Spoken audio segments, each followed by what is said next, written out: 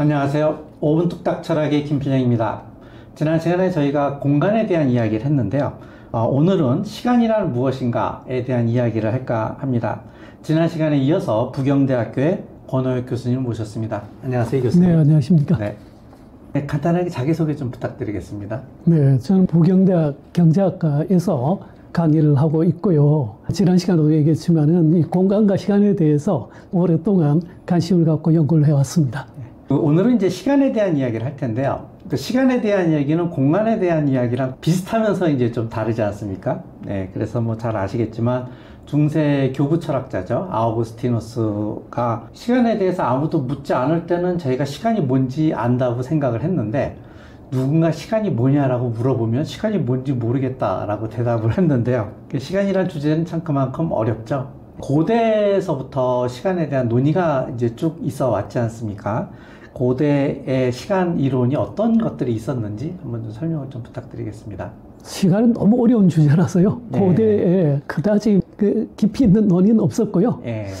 아리스토텔레스가 시간이라는 것은 우리가 어떤 현상을 경험하게 되는데 이 경험하는 순서다 이렇게 얘기를 했다고 해요. 그러니까 이 시간은 변화를 세는 것인데 해가 뜨고 해가 또 지고 또는 어떤 계절이 오고 바뀌고 이런 것들을 우리가 이 경험하는 그 과정에서 시간을 느낀다는 거죠.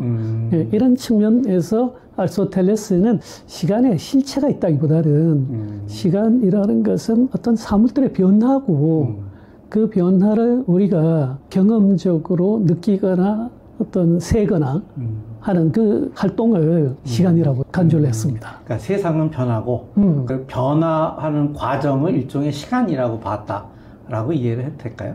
그렇게도 볼 수 있을 것 같습니다. 예. 중세는 아까 아우구스티누스가 이야기했듯이 뭐 아우구스티누스의 시간론도 상당히 큰 축이긴 한데 오늘 그 얘기는 뭐 할 필요는 없을 것 같고요. 이제 근대로 넘어와서 지난 시간에 저희가 뉴턴과 라이프니츠 사이에 공간이란 무엇인가에 대한 이야기를 했는데 뉴턴과 라이프니츠의 논쟁을 시간 차원으로 한번 설명을 해주시면 어떻게 될까요? 뉴턴은 근대적인 우주관을 확립했는데요. 그것은 이 우주는 세 가지 요소로 구성이 된다. 하나는 이제 물질과 에너지고, 요거는 하나의 물질이고요. 또 하나는 이 공간이고, 다른 하나는 시간이다. 공간 속에 물질들이 떠 있으면서 운동도 하고, 뭐 변화도 하고, 뭐 여러 가지 작용을 하지 않습니까? 그런데 시간의 축을 따라서 그러한 변화나 작용, 활동을 하고 있다. 이렇게 보았습니다. 그렇게 보고 우리 일상생활이나 우주를 갖다가 계산을 해본단 말이에요. 했더니 이게 딱 맞아 떨어지는 거예요. 그래서 이 이후에 과학이나 공학은 뉴턴의 우주관, 근대적 우주관에 기초를 두고 있다. 이렇게 말씀드릴 수 있는데요. 예컨대 우리가 50km 속도로 10분 달려간 것하고 100km 속도로 2분 동안 달려간 것하고 이게 같은 지점에서 만난다. 이런 것들은 수학적으로 나오지 않습니까? 그 실제 경험을 통해서도 확인이 되거든요. 그렇기 때문에 뉴턴이 내린 이런 근대적 우주관, 근대적인 절대 공간, 절대 시간 이런 개념들은 손쉽게 받아들여졌을 뿐만 아니라 이 이후에 이 과학의 발전에 지대한 영향을 줬다 이렇게 말씀드릴 수 있겠고요. 그러니까 뉴턴이 이제 공간 실체론을 이야기했듯이 시간 실체론을 이야기를 한 거네요. 그렇죠. 맞습니다. 그리고 시간 실체론이라는 거는 뉴턴 역학으로에 의해서 또 의심 없이 받아들여질 수밖에 없는 실험적으로도 이제 데이터로서도 증명이 되는 그렇습니다. 그런 거였고요. 네. 이제 뉴턴에 반대되는 입장이 라이프니츠였잖아요. 공간 이야기할 때. 시간에서도 마찬가지겠죠? 그렇습니다. 라이프니츠는 시간을 어떻게 봤냐 하면 이 세상에는 시간이라는 것은 물리적 실체로서 존재하지 않는다. 그럼 뭐가 있느냐? 물질들만 있다는 거예요. 물질들이 여러 가지 이벤트, 이 사건을 일으키거든요. 그런데 사건들 사이에는 순서가 있다는 겁니다. 그래서 시간이라는 것은 그 물질들이 일으키는 사건의 순서고 우리가 그것을 이것이 먼저 일어났고 그게 다음에 일어났고 해서 이걸 시간이라고 생각을 한다는 것이죠. 그러니까 라이프니츠는 공간이란 물질들 사이의 관계라고 이야기를 했고 시간이란 또 물질들이 일으키는 사건들 사이의 관계인 거네요. 선후 관계인 거네요. 그렇죠. 그 선후 관계가 시간이다라고 이야기를 하는 거네요. 네. 그러니까 뉴턴과 라이프니츠의 공간에 대한 대립하는 과정이 시간에서도 그대로 똑같습니다. 그러니까 뉴턴 같은 경우에 공간이라는 것은 그 물질과 관계없이 실체로서 존재하는 것처럼 시간도 실체로서 존재하는 것이다 그렇죠. 네. 라는 입장인 거고, 라이프니츠에게 공간이라는 것은 물질들 사이의 관계인 것처럼 시간이라는 것은 물질들이 일으키는 사건들 사이의 관계인 거죠. 그 사건들의 순서고 관계고. 순서 관계인 거죠. 선후 관계인 거죠. 그러면 지난번 공간에 대한 이야기 할 때 뉴턴과 라이프니츠 사이의 논쟁에 대해서 이야기를 할 때 뉴턴의 입장을 옹호할 만한 사고 실험이 버킷 사고 실험이 있었지 않습니까? 그렇죠. 시간에 대해서도 이 사고 실험이 적용될 수가 있는 겁니까? 적용될 수 있습니다. 어떻게요? 네, 우리가 지난 시간에 물이 든 물통을 우주 공간상에서 회전시켰을 때 처음에는 물통을 먼저 회전시키면 물이 안 따라 돌지만 나중에는 점점 같이 따라 돌기 시작해서 동일한 속도로 회전한다고 그렇죠. 가정할 수 있거든요. 그랬을 때 물이 회전하는 원심력 때문에 바깥쪽으로 쏠려가지고 가운데는 낮아지고 이 가장자리 부분은 높아지는 이런 현상이 있단 말이죠. 이것은 뭘 의미하느냐 하면 물이 명확히 회전하고 있다. 그러면 이 회전이 무엇에 대한 회전이냐 이런 문제가 있는데 뉴턴은 이것은 공간에 대한 회전일 수밖에 없다. 이렇게 이제 설명을 한 거고요. 그런데 여기에서 이 시간이 또 개입이 될 수 있습니다. 왜 그러냐 하면 물통에 물을 들여다보면 수면의 차이가 있잖아요. 가운데는 낮고 가장자리는 높지 않습니까? 근데 이게 높으면 높을수록 차이가 크면 클수록 물의 회전 속도가 빠르다고 볼 수 있는 것이죠. 네, 이 원심력은 속도 제곱에 비례한 것으로 되어 있습니다. 근데 이 속도란 건 뭐냐 하면 거리를 시간으로 나눈 값이거든요. 근데 거리는 이미 이 버킷 안에 나와 있지 않습니까? 따라서 여기에 시간이라는 요소가 산출이 되는 겁니다.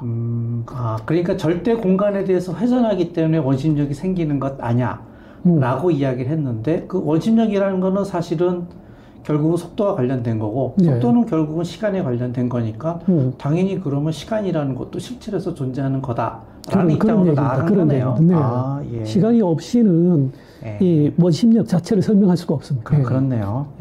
그래서 그 이후에 뉴턴의 이 절대시간 개념 그리고 절대공간 개념은 17세기, 18세기, 19세기에 확립된 우주공간 개념이었고요. 그것은 뭐 거의 문제가 안 될 걸로 의심의 여지가 없는 그런 상황이었다고 할 수 있습니다. 뉴턴의 시간론과 공간론이 함께 인정을 받았던 시기네요. 그 이후에 한 200~300년 그렇죠. 동안은. 이제 뉴턴과 라이프니츠의 대립이 있었고, 이후에 이제 아인슈타인이 이제 상대성 이론이 나타나면서 이제 양상이 바뀌었지 않습니까? 그럼 아인슈타인은 시간에 대한 어떤 생각을 가지고 있었나요? 아인슈타인의 시간 개념은 기본적으로는 라이프니츠, 마흐의 그 영향을 받고 있고 그 계보를 잇고 있다 이렇게 볼 수가 있는데요. 그러니까 말하자면 시간 부재론인 거죠. 물리적 실체로서 시간은 존재하지 않는다. 그러한 관점에 있었던 겁니다. 그래서 처음에 그 특수상대성 이론을 발표할 때 이 상대 시간, 상대 공간 할 때 이 상대 시간 개념에서는 이 절대 공간이 없듯이 절대 시간이 없기 때문에 상대 시간이 가능한 거거든요. 그래서 이 상대 시간이라는 개념을 전개를 해서 특수상대성 이론으로 나아가는 이 과정에 아주 전제가 된 건데, 상대 시간은 시간 부재론, 시간의 물리적 실체를 부정하고 다만 사물들 사이에 상대적인 시간만을 인정한다. 이런 태도였단 말이죠. 그런데 이 이후에 일반 상대성 이론을 발견하게 되지 않습니까? 그러면서 이 시간 공간에 대한 개념이 다소 뭐 복합화가 일어났다고 할까요? 조금 그 변화가 있습니다. 그래서 아인슈타인은 절대 시간, 절대 공간, 외적으로 주어지는 시간, 공간은 존재하지 않는다. 그렇게 전제를 하면서도 그러나 실제로 우리가 그 방정식에 보면 속도도 있고 시간도 있고 거리도 있단 말이에요. 그래서 이런 것들의 기준을 중력장이라고 봤습니다. 중력장이 바로 시간이고 중력장이 공간이다. 시간의 기준이 중력장이라는 아이디어입니다. 그리고 이 아이디어는 마흐의 원리가 있잖아요.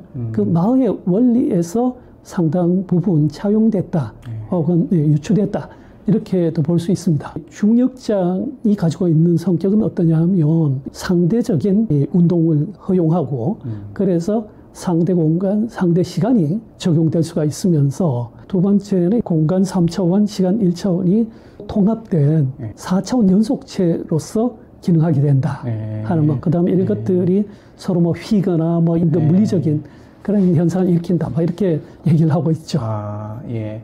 그러니까 이제 아인슈타인 같은 경우에는 초기 특수상대성 이론이 나올 때는 라이프니츠의 관점을 전적으로 뭐 전적이라기 뭐하도 그 비슷한 개념을 받아들여서 어쨌든 상대 속도를 이야기하려면은 상대 시간론을 이야기할 수밖에 없죠. 맞습니다. 예, 그런 관점을 받아들였는데 이제 일반 상대성 이론을 발표하면서 중력성 방정식 실체가 뭐냐? 그게 시간이고 공간이야. 그게 시공간이야. 라고 말을 하다 보니까 일종의 이제 시간이라는 것은 그냥 개념적 관계인 것이 아니라 실체로서 존재하는 무언가일 수 있다라는 그런 이제 관점으로 약간 바뀐 거라고 볼 수도 있겠죠. 그렇습니다. 그럼 양자역학에서는 어떻게 이야기합니까? 그 현대 양자역학에서는 그 양자역학에 많은 방정식들이 있잖아요. 그 방정식 안에 시간이 들어있죠. 또 거리가 들어있거든요.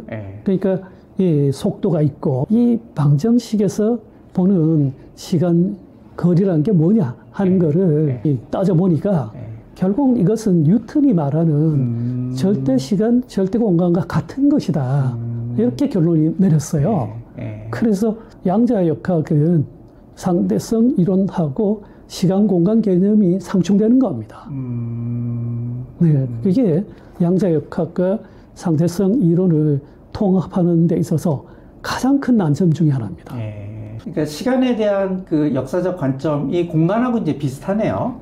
그래서 그 근대에 뉴턴과 라이프니츠의 입장이 있었죠. 이제 뉴턴은 시간이 실체로서 존재한다는 이제 시간 실체론이라고 보면 라이프니츠는 시간이라는 건 물질들이 일으키는 사건들 사이의 관계일 뿐이야, 순서적 관계일 뿐이야 라고 하는 시간 부재론을 이야기를 했고, 그 시간 부재론을 아인슈타인이 초기에 이제 특수상대성 이론을 발표할 때 받아들인 거죠.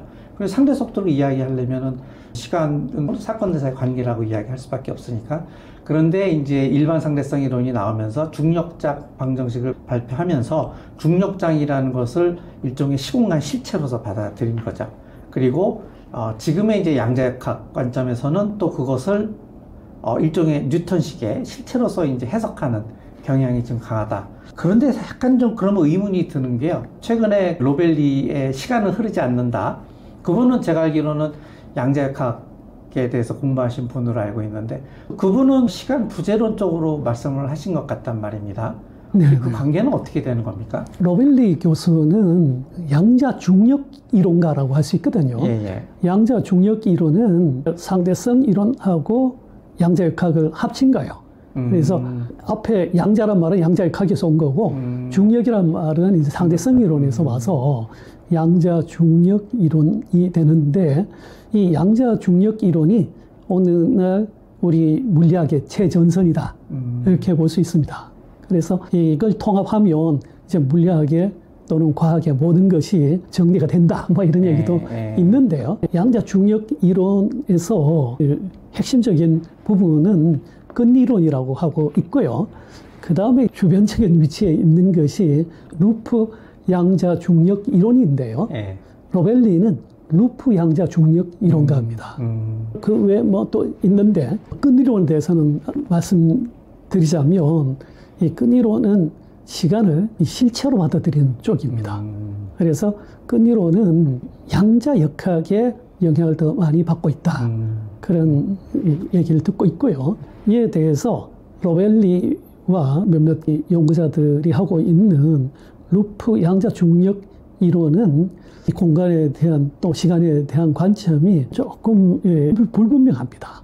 예, 그런데 그 중에서 로벨리는 시간은 존재하지 않는다, 시간은 흐르지 않는다, 이런 얘기를 아주 공공연하게 또 여러 그 대중적인 저술을 해서 이게 세계적으로 관심을 끌고 우리 국내에서도 한 5건 정도 번역이 됐거든요. 아, 그렇습니까? 예, 굉장히 그 지금 대중적인 인기를 몰고 있는데, 그렇지만 또 같은 루프 양자 중력 이론가인 스몰린이라는 분이 있어요.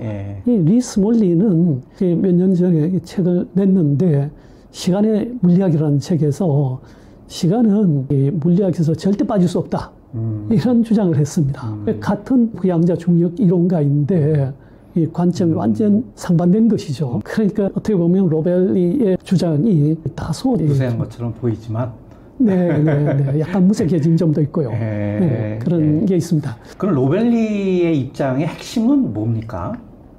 로벨리의 주장은 사실 좀 단순해요. 뭐냐면 상대성 이론에 의하면 이 세상의 모든 시계는 속도가 다 다릅니다.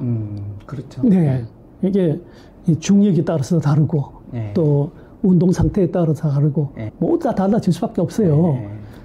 그러니까 우주 전체를 관통하는 표준 시계라는 게 있을 수 없다는 거예요. 모든 시계는 국지적인 시간들일 뿐이고 우주 전체의 시간, 그런 거대 시계라는 것은 존재할 수 없다. 이렇게 볼 때 A 시계, B 시계, C 시계 모두가 다 다르다면 시간이라는 것 자체도 부정될 수 있다, 이런 관점입니다.